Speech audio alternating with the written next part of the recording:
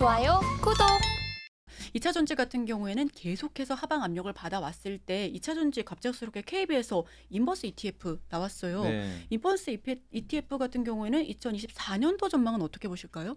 저는 이제 그 2차 전지 같은 경우는 올해 하반기에 주가가 거의 2분의 1 토막, 3분의 1 토막씩 났거든요. 그래서 바닥은 이미 충분히 나왔죠. 그리고 지금 중국에 그 배터리가 사실 굉장히 공급 과잉 상태예요. 그러다 보니까 이번에 경제공작회의에서도 중국이 뭐라고 했냐면 공급 과잉 산업에 대해서 들여다보겠다라고 언급을 했거든요. 그 대표적인 게 그 돼지 있잖아요. 돈육하고 네. 배터리예요. 사실 대표적인 게. 그러다 보니까 그쪽 가격들이 다 떨어진 거죠. 그 얘기는 뭐냐면 조절하겠다는 겁니다. 그러면 내년에 중국발 공급 과잉이 완화될 가능성이 높아요. 이거는 우리나라한테는 저는 좀 호재라고 보거든요. 왜냐하면 공급 과잉이 좀 완화되면 당연히 리튬 가격이 이제 바닥 찍고 올라갈 가능성이 높아요. 리튬 가격이 올라가야 양극재 주가가 올라가고 전체적인 배터리 섹터가 다 좋아지거든요. 그래서 저는 뭐 아직은 좀 시간은 이르지만 내년 2분기 아니면 3분기 경에는 배터리 업황은 좀 돌리지 않을까. 그래서 주가 저점은 지금 아직 저점은 완벽하게 뭐 무조건 나왔다는 아닌데 1분기 경이 좀 바닥이 되지 않을까 이렇게 좀 판단을 하고 있어서 일단 내년 하반기로 갈수록 업황에 대한 기대감 남아 있으니까 지금 상황에서 2차 전지를 좀 굳이 부정적으로 저는 볼 필요는 없다. 다만 이제 2차 전지 내에서도 이번에 우려 왜곡 집단 발표됐잖아요. 거기서 답지 줬잖아요. 정확하게 분리막 전에 괜찮다라고 언급을 한 거죠. 실제 왜냐하면 그 분리막과 전액은 미국에서 현지 생산을 해야만 보조금을 받습니다. 중국은 못 가는 거죠. 그래서 우리나라 분리막과 전액 회사들이 앞으로도 굉장히 좀 큰 수혜를 저는 받을 것 같거든요. 그래서 배터리를 만약에 새롭게 투자하신 분이라면 미국의 정책에 맞서서 아마 그런 쪽을 좀 보시면 좋을 것 같고 기존의 배터리주들 갖고 계신 분들은 지금 좀 힘드셔도 좀 버티시면 지금보다는 내년에 어느 시점에서 좀 높은 가격에 팔 수 있는 기회는 오지 않을까. 다만 이제 지금 연말인데 좀 걱정되는 거는 그 양도차익 과세가 네. 해결이 안 됐잖아요. 지금 분위기로는 안 될 것 같은 분위기더라고요. 그러면 2차 전지 올해 개인 투자분들이 워낙 많이 샀기 때문에 연말까지는 좀 힘들 수도 있어요. 2차 전지 물량이 좀 나올 수 있잖아요. 다시 한번 매물 폭탄이 나올 네. 수도.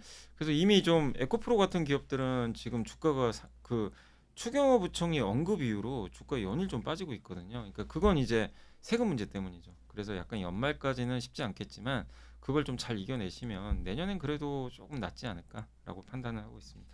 2023년 왜 밈처럼 이런 이야기를 했어요. 나만 에코프로 없어. 이런 이야기 굉장히 많이 했었는데 이게 딱 어느 순간부터는 에코프로 갖고 계신 분, 그룹주 혹은 포스코 그룹주 갖고 계신 분 이렇게 나뉘었던 것 같은데 우리 이사님께서 보시기에는 2023년도에는 어떤 그룹주가 조금 더 강했다라고 보실까요? 말씀하신 대로 그런 특정 그룹이 되게 강했던 네. 것 같아요. 그러니까 아까 에코프로 그룹주가 뭐 가장 셌고 그다음 뭐 포스코 홀딩스가 어쨌든 대표 기업인데 포스코 뭐 퓨처엠 뭐 당연히 2차 전지인데 사실 포스코 DX는 2차 전지는 아니거든요. 근데도 그냥 같이 가버려요. 네. 그래서 이게 그룹에 섞여 있었고 또 한 축이 제가 기억나는 건 LS 그룹. LS 그룹도 정말 뜨거웠죠. 뭐 네. LS 머티리얼즈라든가 뭐 아니면은 LS 일렉트릭 그 지주회사 LS도 제가 저는 상한가 간 거 처음 봤거든요. 올해 아마 상한가 한번 갔던 걸로 기억나는데 네. 그게 이제 배터리랑 또 연결이 돼가지고 그래서 한마디로 2차 전지랑 연결이 됐던 그런 이제 하나의 그 그룹들 있잖아요. 이쪽이 뜨거웠고 또 2차 전지 쪽에서 뭐 코스모 신소재 그룹이라든가 이쪽도 되게 좀 뜨거웠던 것 같아요. 그래서 한마디로 이 배터리 쪽과 관련된 쪽은 그룹을 아예 묶어가지고 시장에서 어떻게 보면은 투자를 많이 했던 그런 것 같고 그쪽과 좀 연관되지 않았던 그룹주들은 상대적으로 좀 많이 소외받죠. 그러니까 뭐 소외됐었던. 지주사 보면 뭐 LG도 못 갔고 SK도 좀 답답했고 CJ라든가 그러니까 한국을 대표하는 이런 지주사는 오히려 철저하게 좀 소외를 받는 그런 좀 흐름이었던 것 같아요. 네, 좋습니다. 또 여기서 테마성으로 움직이긴 했지만 헬스케어라든지 제약바이오, 뭐 중입자 치료도 한번 반짝했었고요. 그리고 뭐 유전자 가위 또 있었는데 비만 치료제 이야기를 안 하고 넘어갈 수는 없을 것 같습니다. 일랄일리발, 위고비. 우리 시장 역시도 내년에 금리 인하가 조금 더 점쳐진다면 제약바이오 다시 한번 날아오르고 헬스케어도 더 좋을 것이다라는 의견이 많은데 우리 이사님께서는 2023년과 2024년도가 좀 다를 거라고 보실까요? 저는 23년도 하반기부터 이제 그 비만 치료제 이슈가 나왔기 때문에 비만 치료제는 거의 게임 체인저 같아요. 이게 비만 치료로 끝나는 게 아니라 뭐 심혈관 질환이라든가 뭐 굉장히 그런 쪽으로 확장성이 있어서 일단 이미 스타트를 끊었고 거기서 또 확장되는 산업들이 많이 나올 것 같아서 저는 바이오 쪽도 내년에 당연히 좀 좋지 않을까 이렇게 판단하는데 다만 이제 바이오는 저도 이제 공부를 해보지만 정말 모르겠어요. 너무 어려워요. 어렵고 그러니까 저는 사실 그렇거든요. 여러분들도 바이오 좋은 건 알고 계실 거예요. 요즘에 분위기들 나쁘지 않은데 근데 그 말씀은 전달해드리고 싶은 건 내가 이해 못하면 안 하는 게 맞아요. 아무리 그 섹터가 좋아도 본인 스스로 먼저 이해를 하면 그러니까 만약에 반도체 HBM을 모르고 나는 HBM주에 투자했다. 그건 말이 안 되는 얘기거든요. 그러니까 바이오도 내가 GLP라 그러잖아요. 이 비만 치료제. 이걸 내가 이해를 못 하는데 그냥 뭐 위급이 잘 되니까 해야지. 이거는 그것도 말이 안 되는 얘기거든요. 그래서 저도 공부는 하고 있는데 바이오가 내년에 한 축을 담당할 거는 같아요. 다만 중요한 거는 내가 모르면 아예 하지 마시고 그다음에 내가 아는 바이오면 하셔도 된다고 저는 생각합니다. 그래서 사실 보면 제가 이제 강연회 같은 걸 많이 다니다 보면 바이오주들 물어보신 분들 대부분이 근데 제가 놀란 게 삼성바이오로직스를 그렇게 많이 갖고 하시더라고요. 강연회 갈 때마다 한 이유가 번씩. 뭘까요? 그러니까 저도 왜 이 기업을 이렇게 다들 좋아하실까? 무거운데. 예.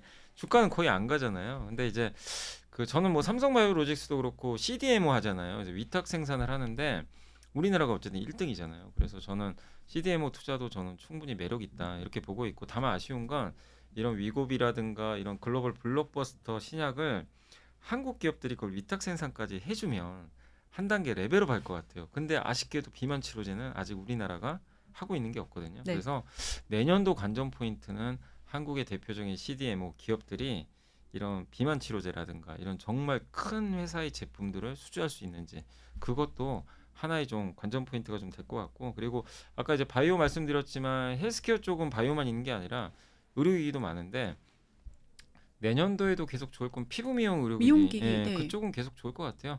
왜냐하면 지금 고금리 시대에 가성비 높은 제품들이 우리 한국 제품들이 어떻게 보면은 뭐 원택의 그 제품도 보면은 그 이제 미국에 있는 제품보다 이게 효능은 비슷한데 가격은 훨씬 한 3분의 1밖에 안 되더라고요. 그러니까 그런 걸 봤을 때는 저는 충분히 이렇게 지금 이 금리에 대한 부담 때문에 많은 사람들이 돈을 지출하기 좀 부담스러운데 한국 제품들이 선택될 가능성이 저는 충분히 있다. 그리고 점점 뭐 전 세계가 다 고령화되고 있고 하기 때문에 뭐 젊어지고 싶은 거는 뭐 누구나 마찬가지잖아요. 그래서 그런 부분에 있어서 피부 미용 의료기기 시장의 성장은 내년에도 이어지고 다만 이제 미국이나 뭐 이런 중국 쪽은 좋은 건 알지만 의외로 제가 조사해 보니까 브라질이 전 세계 2등이더라고요. 브라질이요? 네, 미용 시장 2위가 브라질이에요. 수요가요? 아니면은 수요가 시장 규모가 네. 깜짝 놀랐습니다. 거기 뭐 이 성형 수술도 굉장히 많고 브라질에서요. 예, 브라질이 2등입니다. 미국이 1위고 저도 음. 깜짝 놀랐거든요. 무서운데. 그래서 브라질로 우리나라 기업들이 실제로 지금 진출하고 있어요. 어. 그래서 브라질에서 성과 나는 기업들이 혹시 있는지 그런 기업들도 한번 찾아보시면 그것도 좀 좋을 것 같습니다. 네, 오늘 영상 보시면서 정말 많은 공부하실 수 있을 것 같습니다. 자, 그렇다면 이번엔 내년에 고려해야 할 변수에 대해서도 짚어보겠습니다. 우선 12월 연준의 FOMC 회의 결과는 금리 동결이 됐습니다. 이에 당일에 뉴욕 3대 지수 1%대의 강세를 연출하고 국채 수익률은 바로 밀렸는데요. 사실 가을 즈음만 하더라도 미 국채 장단기 할 거 없이 좀 치솟았거든요. 내년에도 채권 시장 변동성 좀 어떻게 전망을 하실까요? 그리고 채권 시장 올해 변동이 너무 컸던 것 같아요. 그러니까 상반기에 작년에 4%였던 그 미국의 10년물 국채 금리가 올해 그 실리콘밸리 뱅크 파산했을 때 3%대까지 초반까지 급락했다가 이게 5%가 5%까지 터치했잖아요. 다시 지금 제가 이 촬영하고 있는 시간에 14%를 또 깨버렸어요. 그러니까 정말 극가극을 왔다 네. 갔다 하는 그런 모습인데 그래도 내년에는 올해만큼의 변동성은 안 나올 것 같아요. 왜냐하면 이미 채권 금리 고점이 이미 형성됐죠. 그래서 다시 5%가 갈 일은 없는 것 같고 결국 이제 4% 내외에서 여기서 좀 저는 개인적으로 좀 안착을 하지 않을까 이렇게 좀 판단을 하고 있고 이미 뭐 디스인플레이션도 시작이 된 데다가 연준 의장까지 금리 인하 시그널을 줬기 때문에 그런 것들을 반영을 해서 금리가 뭐 어쨌든 계속 오른다 이거보다도 4% 내외에서 그냥 오르락 내리락 하면서 안정적인 저는 좀 모습을 보여주지 않을까 이렇게 보고 있고 다만 이게 3% 중반이나 초반까지는 아직은 좀 가기 어려운 게 적어도 내년에 미국의 기준금리가 일단 연준의 전망에 의하면은 4.75에서 4.5 정도 나오거든요.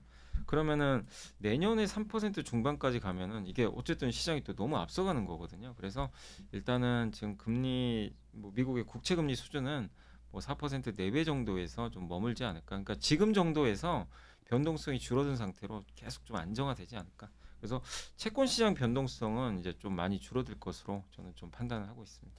그렇다면 역사적으로 금리 인하 시기에는 글로벌 시장이 어떻게 반응했을지도 궁금해요. 이번에도 같은 흐름을 보일까요? 이게 금리 인하는 어쨌든 호재는 맞거든요. 네. 중장기적으로는 당연히 금리 인하했을 때 유동성이 증가하니까 주식시장이 당연히 좋은데 약간 좀 내용이 다른 건 뭐냐면은 금리 인하 이유가 뭐냐에 따라 좀 다르긴 해요. 근데 이번에 금리 인하는 목적은 뭐냐면 파월 의장의 이제 연설을 딱 보면은 물가 때문이에요. 네. 물가가 생각보다 잘 잡혀가고 있는 것 같아요. 물가 걱정 아예 안 하더라고요. 그래서 디스인플레이션을 사실상 선언을 했기 때문에 거기다가 공교롭게 또 최근에 FOMC 전에 유가가 급락을 해버렸잖아요. 그러니까 이게 연준 위원들한테 더 자극을 줬을 것 같아요. 아, 물가는 이제 당분간 걱정 안 해도 되겠구나. 그러니까 이제 물가 때문에 금리를 낮추는 게 지금 우선순위이기 때문에 그러면 시장 환호하는 거죠. 근데 이게 앞뒤가 바뀌면 또 악재가 됩니다. 만약에 경기가 안 좋아져가지고 경기 침체로 가면 금리 인하잖아요. 그러면 경기 침체라는 거는 당연히 기업들 실적에 부담이 되니까 그래서 만약에 내년 경기가 상당히 안 좋고 침체가 올 것 같습니다. 그래서 우리는 금리를 인하해야 될 것 같습니다 했으면 증시가 아마 급락했을 수도 있어요.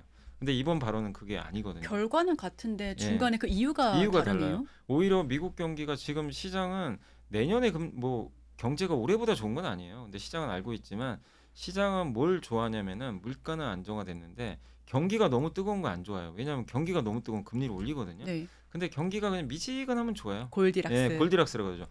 근데 그 발언을 한 거예요. 내년에 금리 낮추겠다. 물가는 안정화된다. 그 다음에 경제는 좀 슬로우해질 것 같다.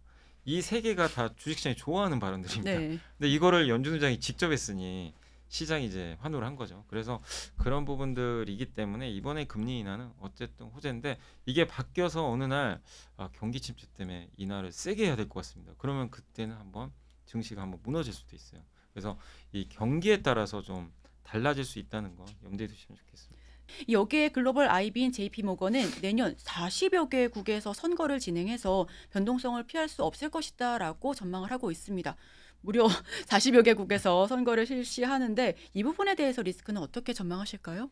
보통 이제 선거가 있는 애는 좀 변동성이 또 나오기는 하는데 40개국이나 그러니까 되는 너무 건 많긴 네. 하죠. 근데 이제 1월부터 이제 대만에서 총통 선거가 있고 여기서 집권당이 되면 미국은 좀 좋아하겠죠. 네. 예, 중국은 또 불편할 것 네. 같고 그다음 우리나라는 4월에 또 총선 있고 거기다가 이제 제일 중요한 것은 당연히 11월에 미국이죠. 미국인데 어쨌든 선거가 있으면 누가 될지는 또 모르니까 좀 불확실한 건 사실인데 다만 선거가 있는 애는 집권당이 되기 위해선 그 선거가 있는 해에 당연히 경제가 좋아야 되거든요. 네. 경제나 주식시장이 빠지면 안 됩니다. 그래서 아마 그런 노력들은 좀 할 것 같아서 저는 내년도에 그 어쨌든 특히 미국 같은 경우는 이게 되게 심한 게 이 집권당이 재선되는 경우들 보면은 그 해에 어쨌든 주식시장 대부분 다 괜찮았고요. 물가도 안정적이었어요. 근데 이 먹고 살기 힘든 그 해가 딱 왔을 때는 대부분 집권당이 패배를 한 경우들이 되게 많았거든요. 네. 아시겠지만 트럼프 패배한 이유도 사실 코로나 때문이라고 저는 보고 있거든요. 네. 코로나 갑자기 와가지고 갑자기 이제 변수가 생긴 건데 그래서 아마 내년도 올해 같은 정도의 어떤 미국 경기가 좀 좋은 흐름이 좀 나와준다면 아마 미국 그 지금은 바이든 대통령이 좀 지고 있다 하더라도 재선될 가능성도 저는 충분히 있다. 다만 시장보다는 우리가 이제 여기서 포커스를 맞출 거는 결국 내년에 지지율 따라 가지고 그 바이든이냐 트럼프 따라서 업종별로 등락은 되게 막 엇갈릴 것 같아요. 그러니까 갑자기 한 이제 내년 뭐 이 대통령 후보가 결정된 다음에 뭐 트럼프가 유리하다 그러면 막 그 친환경주는 급락할 수도 있고요. 그다음 반대로 바이든이 유리하다 그러면 막 신재생 에너지도 막 급등한 이런 것들이 좀 펼쳐질 수 있거든요. 그래서 저는 좀 지수보다는 업종별 변동성 확대가 좀 나올 가능성이 높죠. 왜냐하면 두 후보가 너무 달라요. 네. 이 공약 자체가 극과 극이라서 그런 점에 있어서는 좀 변동성 확대는 좀 종목별로 나올 것 같습니다. 좋아요, 구독!